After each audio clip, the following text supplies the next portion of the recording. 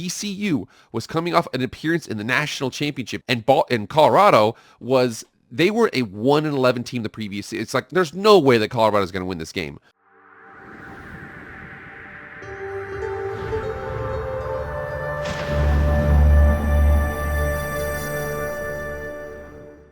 What is up, everybody? It is Jake with Master of Football back at it again. Happy Tuesday. Thank you so much for being here. If you want to be up to date on all things college football, hit that red subscribe button. You will not be disappointed. Also hit the like button too, and follow on Twitter/X. That fam is growing. Without further ado, let's get into the video. All right, guys, we are in championship week in college football. And I know yesterday I posted my Black Monday video talking about the available jobs, talking about everything like that. But unfortunately, there's a couple teams that we start off hot and then kind of faded towards the end there. And one of them is none other than the Colorado Buffaloes. The Colorado Buffaloes, you could tell how popular they were and how much of a new audience came into college football just because of this article here. Thinking about this article, not what the content is per se, but how it's framed in order to get engagement. Check this out. So think about this article here. Right here it says, from the AP, Colorado quarterback Shedeur Sanders missed finale with fracture in back. So if you think about this, you're like, okay, that's a 4-8 team and a quarterback that didn't play on a 4-8 team. Why the hell do we care? It was posted yesterday at 2:27 p.m. The reason why is because of the Coach Prime effect and the fact that everything he does is valuable. It mentions here the quarterback Shedeur Sanders missed the finality at Utah on Saturday. So this is on Monday about an article about somebody who missed a game on Saturday, 2 days later. But that's this normally, I mean, if this was a regular 4-8 team in the Big 12, Pac-12, SEC, ACC, it'd be whatever. This would not be a whole article, but it says Sanders there. That's the impact and how important they are and how much clicks that they drive. What we're going to do right now is we're going to go through the Colorado Buffaloes and Coach Prime because it is one of the most unique stories in all of football and all of sports, and especially because there's a lot of things that intersect here.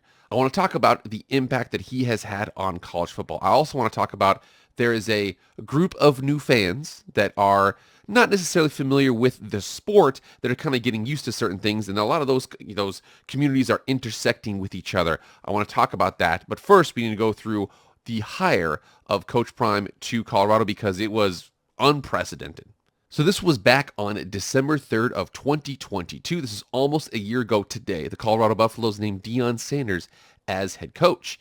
He would be the next coach at Colorado. The school announced Saturday, instantly making him one of the most compelling hires in college football this generation. If you think about this, Coach Sanders comes with just 3 years of experience at coaching college football. He went 27-5 at Jackson State. The Tigers that last season completed an undefeated regular season with a 43-24 blowout of Southern for the SWAC championship. So if you think about that, and this is a unique thing that I'm not sure can happen at other schools, but he basically went in, no coaching experience, straight from the booth to being a head coach in college football. It happened to Jackson State. He went down there, and the most surprising thing was how well that he did. Like he said there, 27-5 and 12-0 the last season. They did lose their last bowl game there, but at the same time, 27-5 is a remarkable head coaching record for somebody with no experience at all.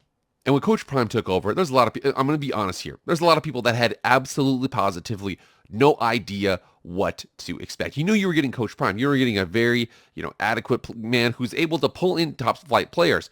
Travis Hunter was one of the top players in the country. He brought him to an FCS school. That's the type of impact that Coach Prime has. His son committed there too, and the fact that they were doing really well in the SWAC. But with that, you're like, well, what's going to happen with these guys? How are they going to be? Well, they're going to be exactly how you would imagine a Coach Prime team would be. This video right here is absolutely remarkable in terms of how much it absolutely pumped people. And again, this is Barstool, Colorado. We ain't coming no more. We here. Coach Prime's pregame speech will give you chills. This was before the TCU game. Thinking about that, TCU was coming off an appearance in the national championship team, and Colorado they were a 1-11 team the previous. It's like there's no way that Colorado is going to win this game. Well, there's no better person than Coach Prime to lead an underdog story, and look what he did to start off this season. This was absolutely shocking. It came all the way down to the wire, but the fact of the matter is is the fact that Shedeur Sanders and all those players, Dylan Edwards, everybody came out and showed out, and the Colorado Buffaloes, against a team that had an opportunity to win the national championship. They didn't play so well in that game, but they had an opportunity to win the national championship last season, and the Colorado Buffaloes show up to Fort Worth, Texas, and stun them in their own stadium after matching the previous season's win total. This was unprecedented. And then the very next week, they come out and they play Nebraska. And Nebraska here, look at this win here, 36-14, a borderline blowout victory for the Colorado Buffaloes. They are a ranked team. And last but not least, again, you have a rivalry game here. We got the Rocky Mountain Showdown, Colorado versus Colorado State. There was a lot of penalties, a lot of chippiness here and there. Game goes to overtime. It was a remarkable comeback from Shedeur Sanders, absolutely carrying this team to a victory, 43-35, in a remarkable win. Now, with all of this attention, the fact that Colorado came out here, this is a 1-11 team. Who the hell do you guys think you are? Coach Prime comes in and turns the program around. Triples the win total in the first 3 weeks of the season. That in itself is an absolute win. But with that, there's a lot of new fans that are coming in, and there's a lot of hype with Colorado, to the point to where there were a lot of fans who weren't experienced with college football, who were stating a lot of really, really basic things, to the point to where Colorado was memed more than any other team, because a lot of these fans didn't really understand that the sport was here before you, and they kind of understand a lot of these basic things, to the point to where these memes were absolutely amazing. So if you just look up, search Coach Prime detail, there is a ton of memes out here, because basically everything that Colorado did, they were videotaping it, they absolutely went viral in basically everything they did because of the effect of Coach Prime. We totally get it. But again, with that, there's a lot of, how do we say this, duds in terms of, viral things that Colorado does. So what people started to do is they absolutely started to just roast, not necessarily Colorado, but all of the Colorado fans who were crowning them the most amazing team in the entire world for doing very, very basic things. As an example here, breaking, Coach Deion Sanders has players using actual NCAA regulation footballs in practice. This level of detail is what makes Coach Prime such a fantastic coach, changing the game. Colorado football players are stretching out their muscles before practice to prevent injury. It's that level of detail that makes Coach Prime great. Coaches/equipment staff have painted the practice field with boundary lines and yard markers to stimulate a real field. That's that level of detail that makes Coach Prime great. And you see, it just keeps on going. People mean this 10 billion gazillion gajillion times because, again, it's one thing to say, that Coach Prime is coming in, did really well at the FCS level, he's turning around one of the worst programs in college football, and he's already off to a 3-0 start. But it's another thing to pretend like this team's automatically going to win the national championship. As a matter of fact, it culminated, and like I said, I had a video that basically said reality's going to set in. We had 3 games, we got 3 sets of film on this team. What's going to happen? Unfortunately, they met one of the teams that you do not want to meet in this instance, and we're finding that out right now in the Oregon Ducks. This game was over before it even started. It was 35-0 in halftime. It was 42-0 going into the fourth quarter, and they scored a late touchdown. Shedeur Sanders got sacked 7 times. Bo Nix had 1 interception, to be fair. He had 5 incomplete passes, 3 touchdowns. They ran for 240 on the ground, 3 touchdowns. They absolutely ran Colorado off the field. It's at this moment that there's an intersection of a couple different things. Again, the hype of Colorado. A lot of college football fans being like, are you guys overhyping this a little bit? A lot of people coming in and being, hey, they're trying to kind of roast them here and there. But then also, a lot of these fans of Coach Prime, if I may say, I'm just going to approach it here and I'm going to say it like this. You guys tell me if this is too far. I'm melaninly challenged. Non-melaninly challenged fans who had no concept of college football, but they really like Coach Prime and what he did. A lot of them took advantage of this time to basically say, oh no, it's not that people were being, roasting Colorado because of maybe overhyping the program. It's because they're racist. And we see Tariq Nasheed, who is, again, he's for the people, but he basically, that's all I'm going to say. He's definitely, he's pro-melanated people is what we'll say, to his credit. He said here, Tariq Nasheed, the racists finally get ready to celebrate Coach Prime and the Colorado team loss tonight. He's basically saying, oh yeah, they're touching themselves over this whole situation, whatever it is. But again, either way, that's basically the narrative out here. It's not the fact that people are upset that Colorado, a previously one-win team who's won 3 games against teams that aren't necessarily good per se. It's the fact that obviously any criticism of Coach Prime is racism. In fact, so much so that I actually had a video where I basically said, hey, reality's about to set in for them when they play Oregon because Oregon is one of the best teams in the country. And one of my comments was, reality? Reality hit the first game against TCU. Can't stand you insecure, jealous racist because that's the real problem. Just like that's the problem with everything in this world, SMH.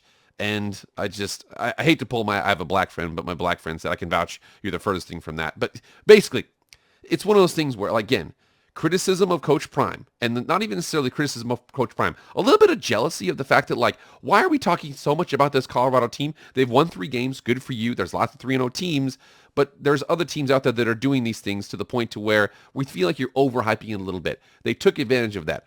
Are there certain racists who made comments out there? I guarantee you're going to find that anywhere. There are racists that will say this. There are racists that will say that. There's going to be racists in everything. But the vast majority of the people that were first interacting with college football assumed that any criticism was automatically racism. It wasn't. But again, there was so many narratives. I mean, Colorado was such a media hype that this story came out that was so ridiculous on its face, I have to bring it up.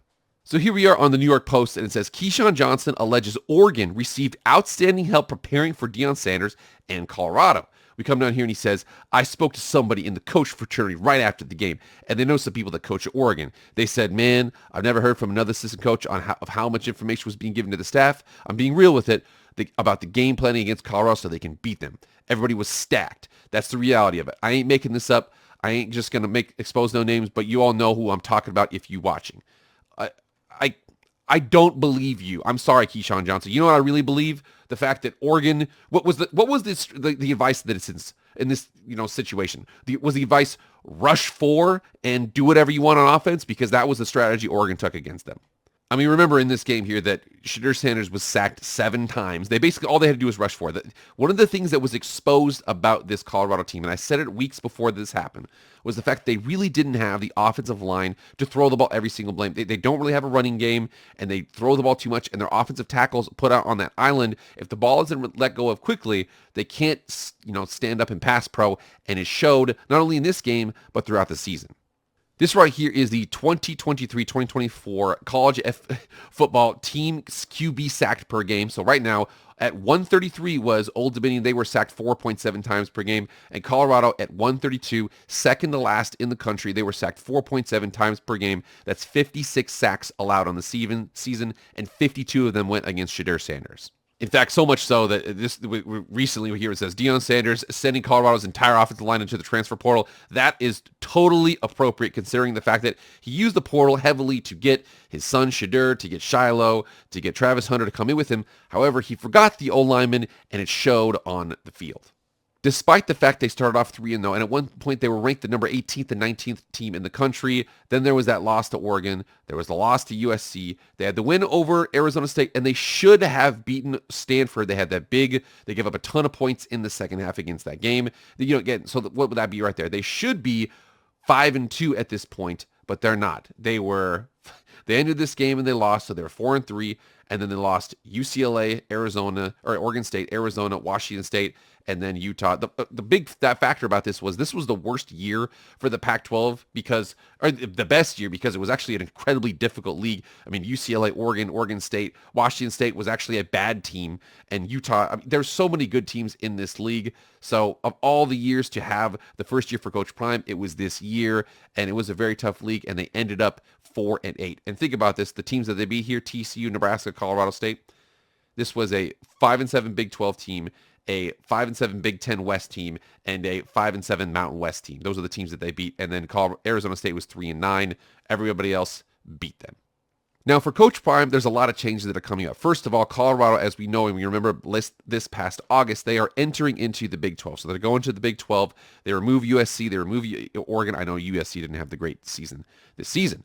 But again, they're going to head into a still difficult, but not as top-end heavy league. Again, no Washington, no Oregon, but they're going to head into the Big 12. Now, one thing he has to remember here is that Colorado used the portal heavy within the last couple of years to build up. What they need to do is concentrate on recruits because as of right now, it looks like they're kind of losing a couple.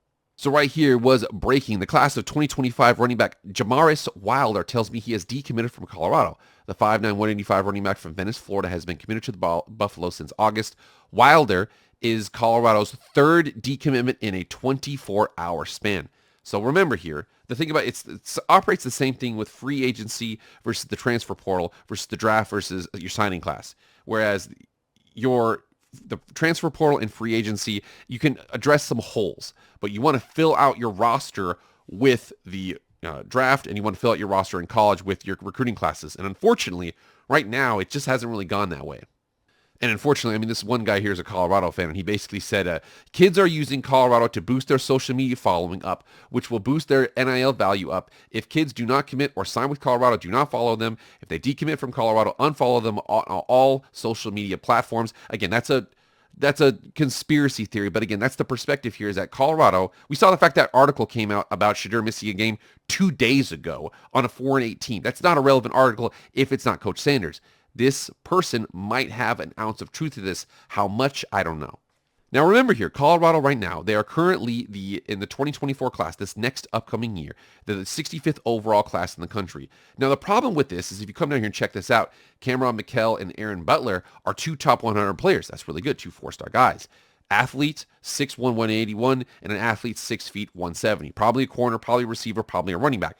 That's fine. They're not weak at running back or cornerback. What they are weak at is offensive line. I do like the fact they got Isaiah Walker, the number 9 junior college tackle in the country, 6'4", 309. I like that. They do need to hit that a lot more. They also need to improve this class because they only have 9 hard commits at this point. They really need to find more guys. Because the most important thing about the Colorado Buffaloes is Shedeur Sanders. Despite the fact that they had a horrible offensive line and arguably maybe a defense in the 130s, 120, something like that, he was fantastic.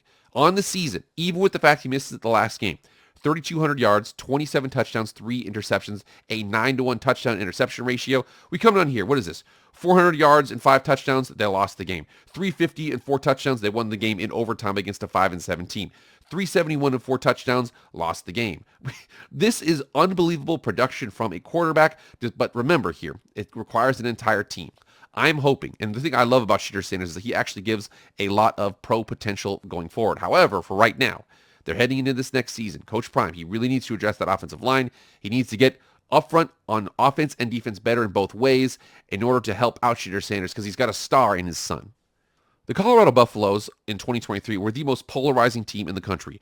3-0, being a team that was in the national championship the last year, an overtime win in the Rocky Mountain Showdown, a 10:30 Eastern Standard Time kickoff that was one of the most popular games in the country with a 5-7 Mountain West team, Colorado State, the team that they played.